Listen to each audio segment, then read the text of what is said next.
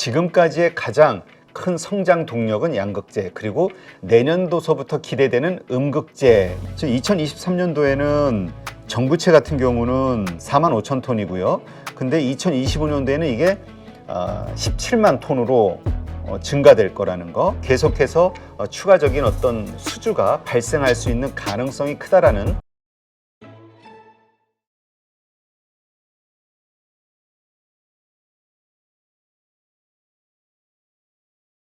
네, 오늘은 그동안 이제 저희 출연자들이 긍정적으로 봤던 양극재 관련해서 에코프로비엠, 그 다음에 포스코 퓨처엠 이 두 종목에 대한 분석을 다시 한번 해보도록 하겠습니다. 그동안 나와 있었던 여러 가지 이슈들, 그리고 호재와 악재 다시 한번 정리하는 시간을 통해서 이 두 종목에 대한 혹은 양극재 섹터에 대한 투자의 아이디어 어떻게 가져갈 것인가 참고하시는데 도움이 되었으면 좋겠습니다.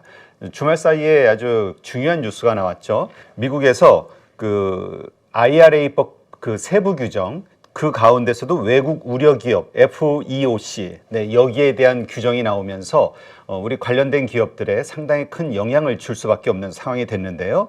자, 크게 두 가지로 봐야 될 것 같습니다. 먼저 일단 미국에서 북미에서 최종 조립된 전기차의 최대 7,500달러의 세액공제 혜택, 이것이 이제 IRA법에 대한 우리 수혜라고 볼 수 있는 건데, 지금 이 FEOC 해외 우려 기간 이 지정 기준을 좀 세부적으로 이번에 정한 거죠.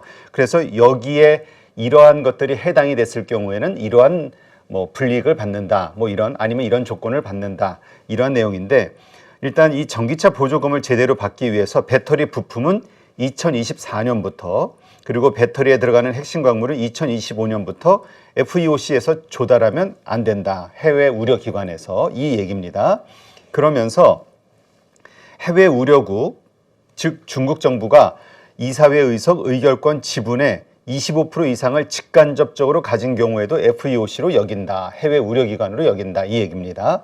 그래서 광물은 2025년부터 중국에 관련된 것을 하면 안 되고 24년부터는 해외 우려국 지분 25%이 규정을 지켜야지만 이 IRA에 대한 수혜, 세금 혜택을 받을 수 있다. 이렇게 이제 정리가 되면 되겠죠. 근데 이거 좀 애매한 것이, 그래서 지금 정부에서도 민간 기업과, 그러니까 중국 정부, 해외 우려국 정부와 무관한 민간 기업과 국내 기업이 합작할 경우 지분율 25%를 넘어도 전기차 보조금을 받을 수 있는지 이 미국에다 물어봐야 되겠다, 지금 검토하겠다, 이런 얘기가 나왔고요. 일단 이 미국 정부는 일단 초안을 발표했죠. 그리고 초안 관련 정의와 관련해서는 12월 4일로부터 30일 동안, 그리고 이행 방식에 대해서는 45일 동안 의견 수렴을 할 예정이다, 이렇게 이야기를 했기 때문에 이 관련해서 이제 우리 쪽에서도 이제 이 좀 애매모호한 부분들이 있기 때문에 이거에 대한 질의응답을 통해서 좀 더 명확하게, 그래서 우리가 어떤 식으로 수정을 해야 되는가, 이런 준비를 해야 되는 과정이 아직 남았다, 이렇게 보시면 될 것 같고요. 하지만 이번 조치를 피한다 하더라도 여러 가지 방법을 통해서 미국 정부는 계속해서 중국을 배제하는 방안을 계속 만들 것이기 때문에 중국 의존도가 높은 공급망을 아예 다변화해야 된다. 이 원산지와 관련해서 이 핵심 광물 이런 것들에 대해서 좀 다변화할 수밖에 없는 상황으로 가는 거 아니냐. 일단 이러한 상황이 됐다, 이렇게 이해를 하시면 될 것 같습니다.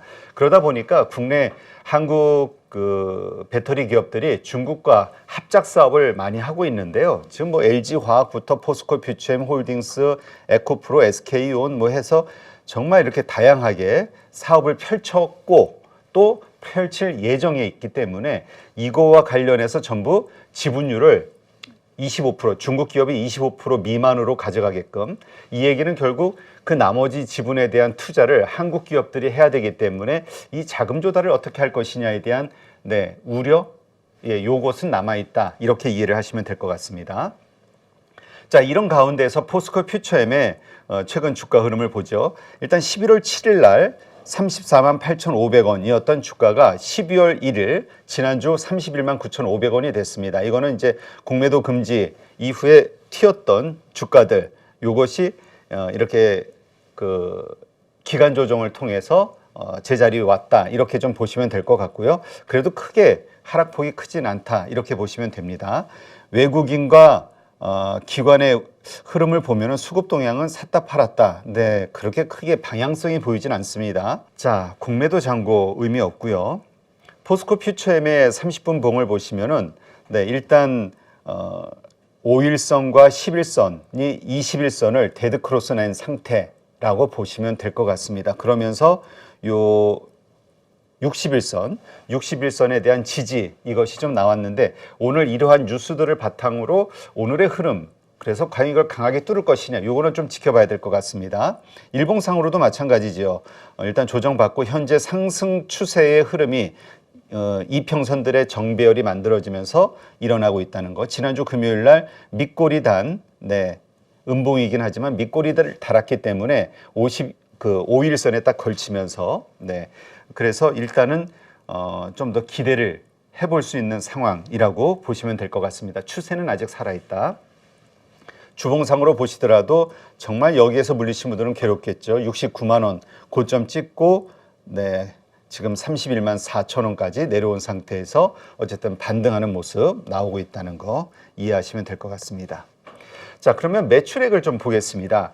2021년도 1조 9,895억 그리고 영업이익이 1,217억 그리고 2022년도 3조 3천억의 매출액과 1,659억의 영업이익이 발생이 됐고요. 올해는 4조 9,584억 매출은 아주 급증을 하고 있다는 거 보실 수 있겠죠. 그리고 영업이익은 1,486억 이건 아무래도 리튬, 니켈 관련한 원자재 가격의 하락 그로 인한 수출 단가의 하락 뭐 여러 가지 뭐 요소들이 있겠습니다. 공급 단가의 하락. 자, 일단 이 4조 9천억이라는 매출액이 달성이 가능하겠느냐. 현재 1분기, 2분기, 3분기까지의 매출액 보면은 1조 1천억, 1조 2천억 뭐 그래서 충분히 4분기에 1조 3,800억 정도 할 수 있지 않을까? 네, 충분히 가능성 있는 수치라고 보실 수 있을 것 같습니다. 영업이익도 한 400억 정도 발생이 돼야 되고요. 자, 포스코 퓨처엠은 어디에서 매출이 오르는가? 사업부로 좀 보겠습니다. 네, 매출액을 보면은 양극재에서 2022년도에 1조 7,340억의 매출이 올랐고 음극재에서 2,160억, 그 다음에 내화물 제조 5,370억, 라임 케미칼에서 7,600억. 네, 이렇게 매출이 올랐고요. 2023년도 보시면 물론 아직 남아 있습니다만 아까 말씀드렸지만 거의 달성 가능한 매출액은 그러한 수치 3분기까지 매출이 올랐다는 거 감안했을 때 2023년도에는 양극재가 3조 3천억으로 증가하고요. 매출이. 네, 음극재는 2,330억 큰 움직임은 없죠. 네, 나머지 분야도 뭐 5,480억, 7,660억. 네, 비슷한 작년과 비슷한 매출액의 흐름이 나온다. 그러니까 포스코 퓨처엠은 성장 동력이 양극재다라는 걸 확연하게 이해하실 수 있을 겁니다. 2024년도 예상 매출액을 한번 보죠.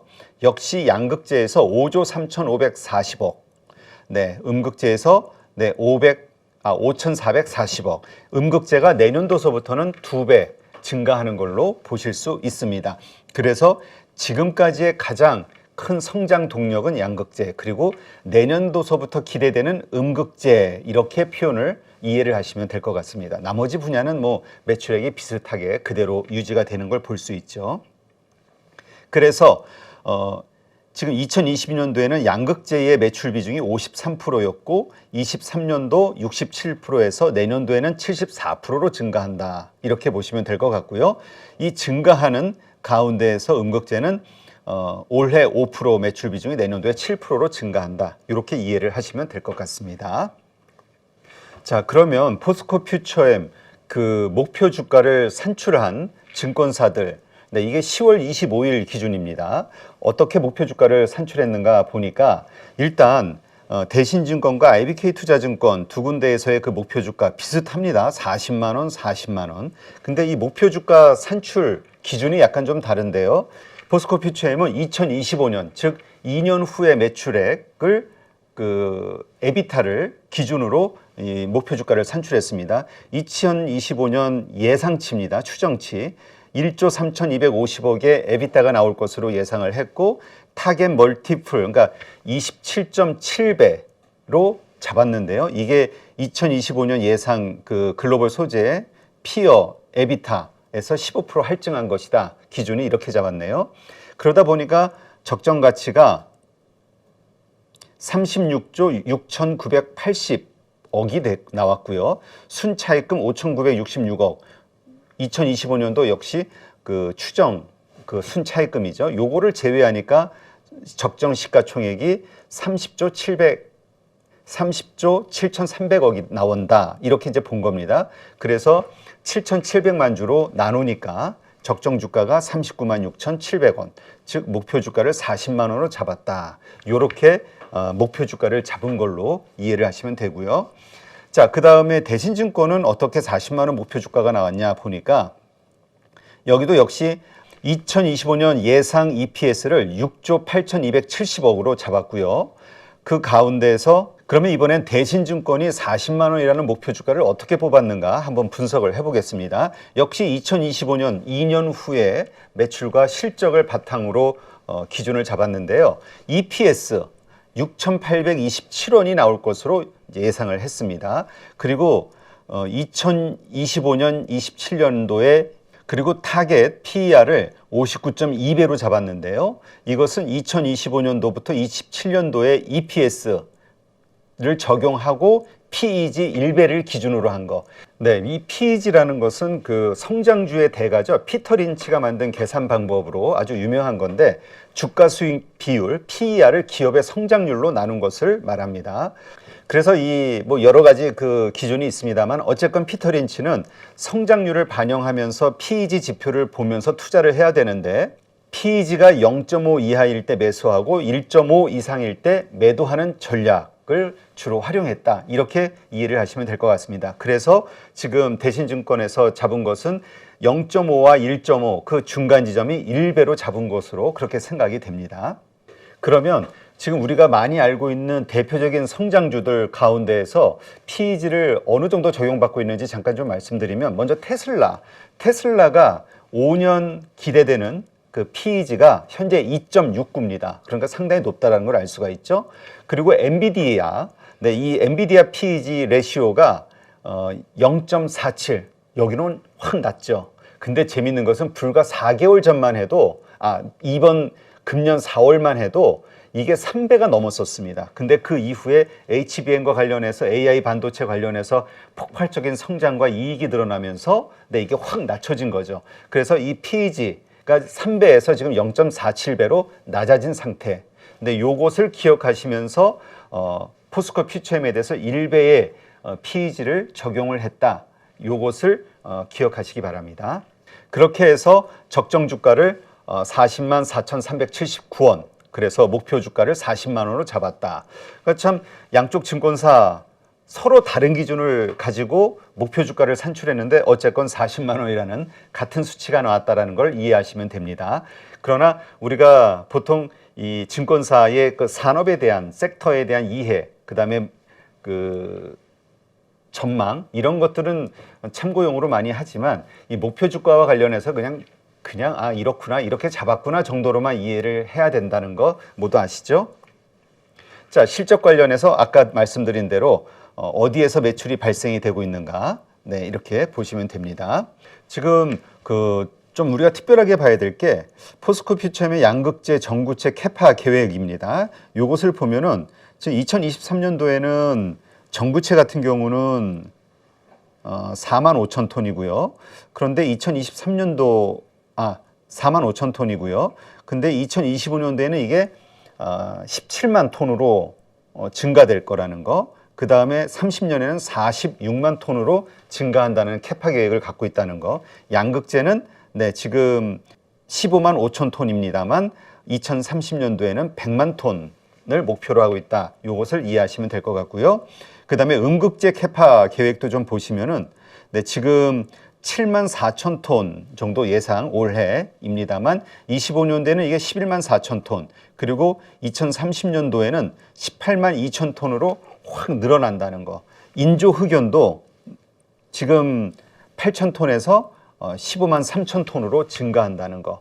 지금 흑연과 관련해서 그래서 실리콘 지금 중국에서 흑연 규제 이야기가 나오면서 인조 흑연 혹은 다른 곳에서의 흑연 생산 이런 것들을 많이 고민을 하고 있는 상황이기 때문에 이 흑연, 인조 흑연의 캐파 증가 이것도 긍정적인 이슈로 봐야 될 것 같고요.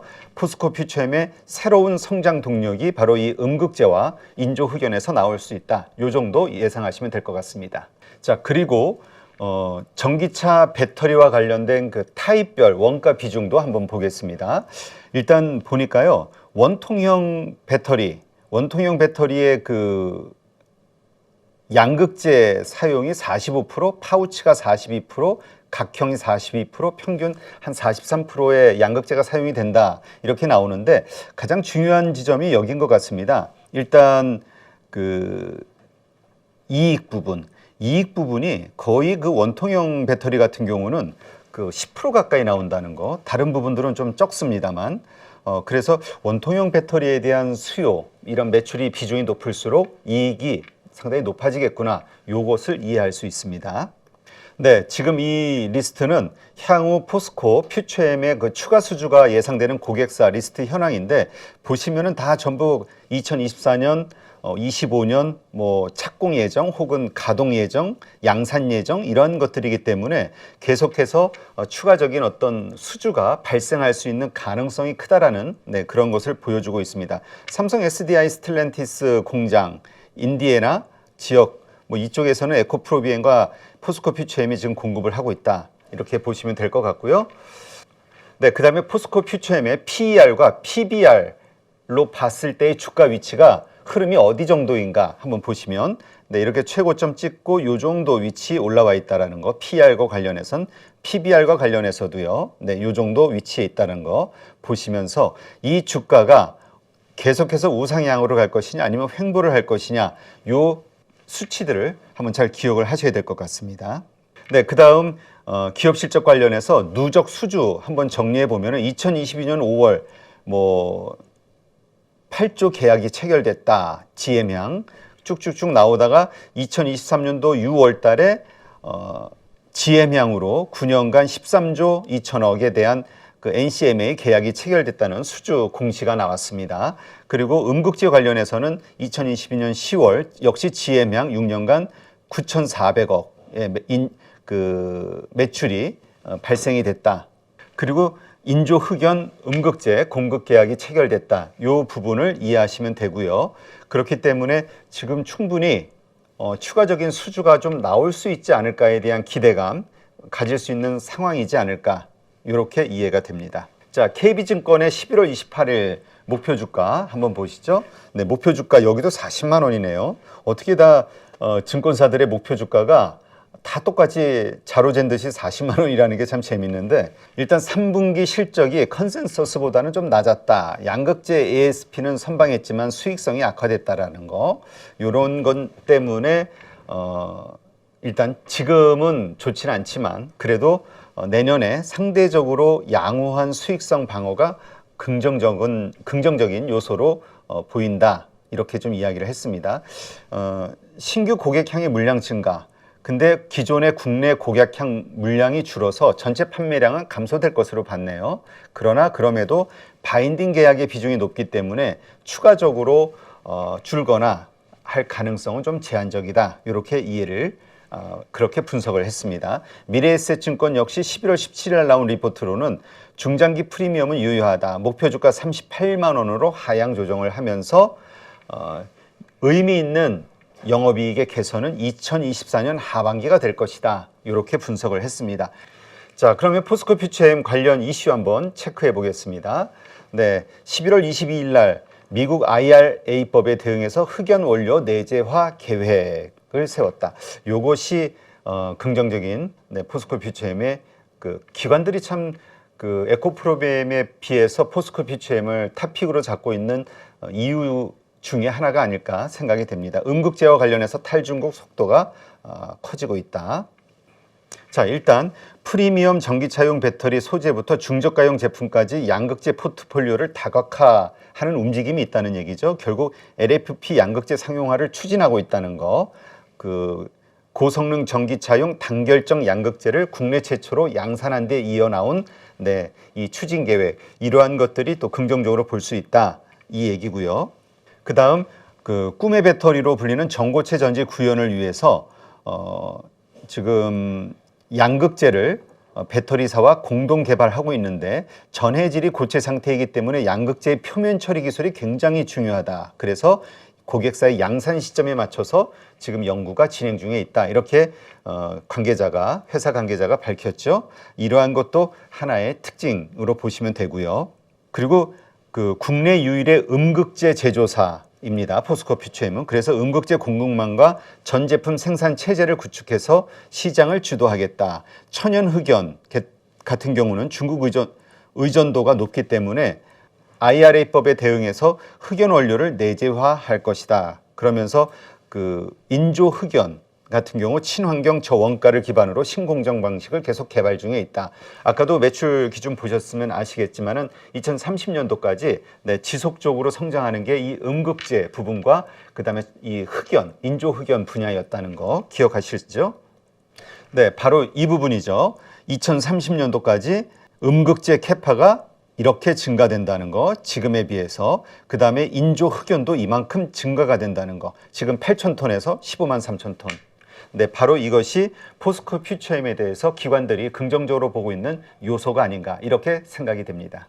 자, 그 다음 가장 크게 이제 주말 사이에 불거진 이슈. 결국 중국의 지분이 25% 넘으면, 물론 이 구체적으로 그 해외 우려 기관이 범위가 어디까지냐, 이것도 뭐 해석 여지가 아직은 있습니다만, 어쨌건 중국 지분의 25% 넘으면 IRA 보조금 없다, 이렇게 우리가 생각하고 대책을 세워야 되겠죠. 이렇게 했을 때 지금 예정인 것이 1조 2천억 규모로 화유 코발트하고 경북 포항에 전구체 니켈 공장 설립 예정에 있는데, 이것도 일단 우리 포스코 퓨처엠이 75%의 지분을 가져가야 되는 상황이 되는 거고요. 그 다음에 CNGR과 그 20대 80 전구체 공장이 포항에 유지가 되고 있는데, 이 80%의 CNGR 지분 가운데 우리가 지금 얼마를 가져와야 되죠? 55%를 더 추가적으로 가져와야 된다는 얘기입니다.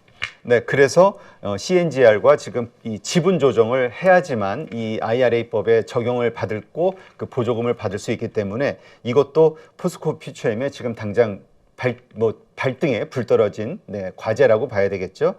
CNGR 과연 지분을 55%를 내놓을 것이냐, 그리고 그 인수 금액이 어떻게 될 것이냐, 그거에 대한 자금 마련을 포스코 퓨처엠은 어떻게 할 것이냐, 이러한 것들이 앞으로 우리가 집중적으로 고민해 봐야 되는, 지켜봐야 되는 지점이다, 이렇게 보시면 될 것 같습니다. 안녕하세요. 8.15 모니터 가족 여러분, 임수열입니다. 이번에 하나증권과 8.15 모니터기 함께 특별한 이벤트를 진행하는데요. 8.15 모니터 가족분들이 하나증권 신규 계좌를 개설하시면 특별한 혜택을 받으실 수 있습니다. 첫 번째 혜택은요, 국내 주식을 살 수 있는 3만 원을 드립니다. 두 번째 혜택은 하나증권과 함께하는 8.15 머니쇼 초청 받으실 수 있는 초청권입니다. 8.15 머니쇼는 특별한 강사진들에 의해 진행되는 프리미엄 세미나로 매회 500분을 초대해서 진행할 예정입니다. 그 외에도 소수점 주식 혜택을 드릴 거고요. 하나증권 계좌를 처음 만드는 분이라면 누구나 신청 가능하십니다. 이제 혜택 받는 방법 알려드리죠. 영상 하단부 더보기란에 기재된 링크를 통해 신청하시면 됩니다. 반드시 더보기란 링크를 통해서 계좌를 개설해야 이 혜택을 받을 수 있으니 유의해 주시기 바랍니다. 하나증권과 8.15 모니터기 함께 주식으로 하나 되다. 8.15 모니터 가족 여러분의 많은 참여 부탁드립니다.